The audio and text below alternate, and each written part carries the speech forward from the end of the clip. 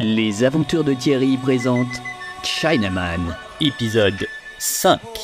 Qu'avez-vous retenu de votre expérience de volontaire dans l'école de Kung Fu? Commencez. Ouais, parce que ça y est, c'est déjà fini. Après 4 semaines d'entraînement intensif, 3 super vidéos, une pas terrible, un diaporama très moyen, 3 vidéos testimonials, le début de la création d'un cours online de Tai Chi, je vous expliquerai, et beaucoup de rush et de photos, je suis parti. Et c'était le bon moment. Qu'est-ce que j'ai retenu? Relax shoulders. Shifu le disait tout le temps, détends tes épaules. On le répétait tout le temps entre nous pour rigoler. Alors oui, j'ai retenu ça. Par contre, j'ai pas vraiment mis à exécution. Relax shoulder, quand t'es en train d'apprendre et d'essayer de retenir les enchaînements de Sanda, le kickboxing chinois, le tai chi ou d'ailleurs n'importe quel autre entraînement qui a été donné à l'école. C'est un peu comme regarder quelqu'un avec empathie qui galère à porter un sofa tout seul dans un escalier et puis de lui rajouter une enclume dessus. Après, c'est sûrement un très bon conseil, hein, mais j'ai pas été assez loin dans la pratique parce que j'avais des vidéos à tourner, moi.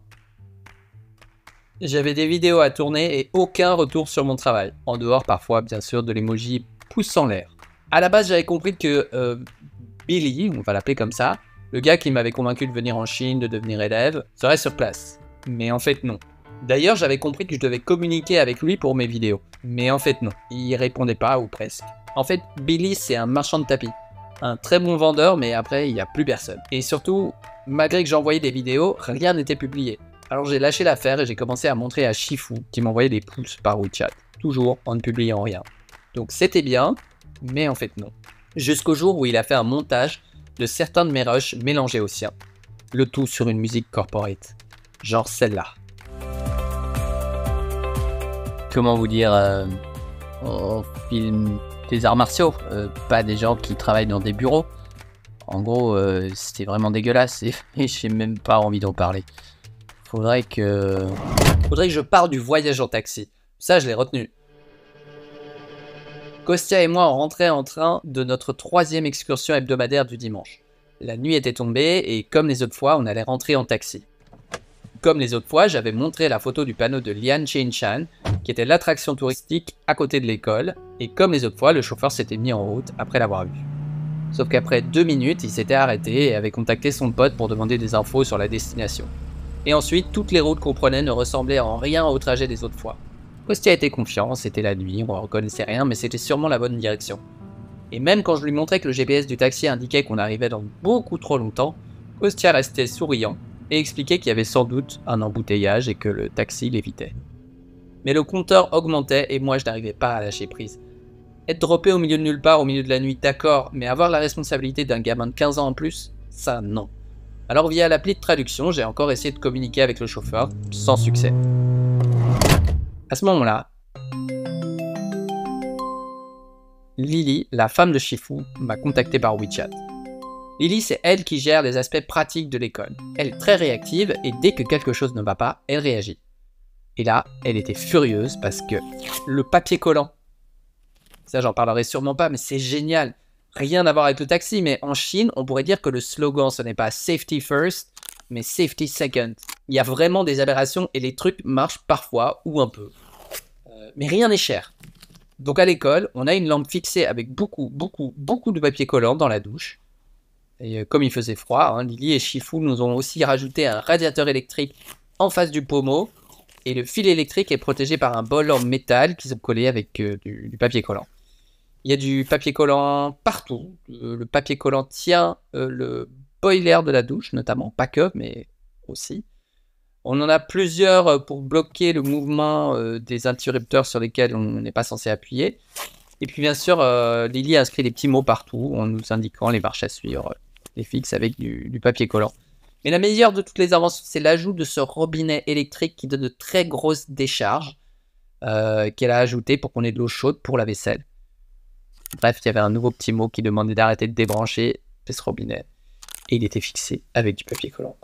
Donc quand Kostya et moi, on était en train de revenir du train de notre excursion, Lily m'avait envoyé un premier message. « Où as-tu emmené le petit garçon ? Il est passé 18h30 et vous n'êtes pas rentré. » J'avoue que j'étais un peu choqué. Je pensais que le couvre-feu était à 20h30. Enfin soit. J'avais pas trop prêté attention, je lui avais dit on est sur le chemin du retour, tout va bien. Donc là on était dans le taxi et tout n'allait plus bien et Lily m'a contacté. Elle me demandait pourquoi on n'était pas là, je crois qu'il était à ce moment-là 19h15, c'est vrai que c'était un peu plus tard. Et je lui ai expliqué qu'on était dans un taxi et qu'on ne savait pas trop où il allait. Et là elle a démarré un appel vidéo, alors je pense qu'elle ne me croyait pas. Mais elle a vu que je disais la vérité et elle m'a demandé de passer le chauffeur de taxi. Et donc d'une main tendue, j'ai assisté aussi à la discussion musclée entre les deux. Puisque Lily a commencé à engueuler le chauffeur qui ne savait plus du tout où se mettre. Il était très mal et la seule manière dont il avait l'air de se défendre, c'était en étant en colère. Mais en même temps, il avait l'air de savoir aussi qu'il avait gaffé, quoi. Et ça a duré quelques minutes, C'était à la fois très drôle et très inconfortable. Pendant ce temps, le taxi continuait son chemin. Et à un moment, donc j'ai repris Lily sur le téléphone. Elle était en train de se marrer. Elle m'a dit He made a mistake. En fait, il nous a emmenés à une autre Lianshinshan. Et Lily lui a expliqué où on devait rentrer. Et c'est vrai que, bon, là, j'étais content qu'elle fasse attention à nous, elle se fasse du souci. Parce que franchement, je sais pas trop comment on se serait sorti d'affaire, vu que j'étais incapable notamment de commander un taxi par application. Et donc le taxi a rebroussé chemin en prenant toujours des chemins assez étranges, mais on s'est rapproché de la destination. J'ai vite recontacté Lily pour savoir si on devait payer le prix exorbitant que le compteur indiquait. Et là elle nous a dit qu'on n'avait pas été très précis, qu'il y a bien de Lianshinshan, des montagnes Lianshinshan, et que donc c'était pour notre gueule. On a payé, et quand le taxi s'est arrêté, le mec il était tellement dépassé qu'il s'est allumé une cigarette, il nous en a proposé une à chacun. J'ai évidemment refusé, et heureusement Kostya également, il a laissé traîner sa cigarette dans la voiture. Mais ce qui était génial, c'est qu'on est arrivé avant l'heure du couvre-feu, malgré tout ça. Le voyage n'aura pris que 2 heures, j'ai retenu ça, ouais. Donc j'avais que des pouces, et je me suis dit du coup que Shifu, il n'était pas très content de ce que je lui envoyais. J'ai donc été réobserver la page Insta de l'organisation, et j'ai tenté de l'imiter. Donc des vidéos moches qui montrent que physiquement, on est vraiment balèze dans l'école, accompagnées par des musiques libres de droit, inspirantes. Et vu que les exports étaient pourris, j'ai fait un montage des images pas top de mon smartphone, et là j'ai reçu un coup de vidéo. Enfin, j'avais trouvé ce que Shifu cherchait. Il cherchait de l'effort, de la transpiration, du hardcore. J'ai remarqué aussi qu'il me restait que 10 jours sur place. J'ai donc établi un plan. J'allais filmer les 4 choses que je n'avais pas encore filmées avec ma caméra, et j'allais faire une vidéo par entraînement.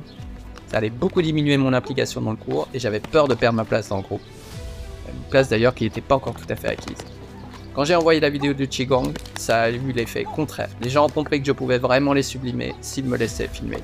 Et même les gens qui ont vu que je les faisais briller, ils ont commencé à me demander des trucs. Et un jour, pendant que je filmais le cours d'acrobatie, que je crevais d'envie de faire plutôt que de filmer, Denise, ou le service des renseignements, si vous vous souvenez, est venue me voir et elle m'a proposé de filmer une formation de Tai Chi avec Shifu qui enseignait. C'était une manière, selon elle, simple et rapide de se faire de l'argent si on met le cours en ligne. J'ai accepté, je n'avais pas tout à fait compris dans quoi je m'engageais, mais quelques jours plus tard, on devait tourner. Sauf que Shifu, il n'arrivait pas, et on l'attendait depuis le matin. Et là, j'oublierai jamais ce qui s'est passé, puisque je viens voir Denise et je lui dis que quand on avait demandé à Shifu l'autre jour de participer, son attitude disait un peu qu'il était mal à l'aise et que j'étais pas sûr qu'il allait le faire. Je pensais peut-être qu'il allait nous lâcher, etc. J'avais d'ailleurs prévenu ce jour-là Denise de la situation.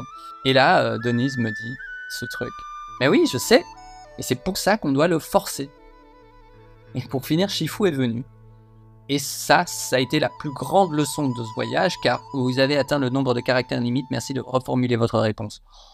Putain, je sais pas moi, qu'est-ce que je retiens la difficulté à combiner l'entraînement avec ma fonction de vidéaste. Voilà, ça c'est court comme réponse. Prochaine question. Qu'allez-vous faire après cette expérience de volontariat? Je vais aller prendre mon avion pour la Corée, pour renouveler mon visa. D'ailleurs, je devrais déjà être parti. Mais la suite, c'est pour le prochain épisode. Merci de m'avoir écouté et à très bientôt. Ciao. Everybody was kung fu.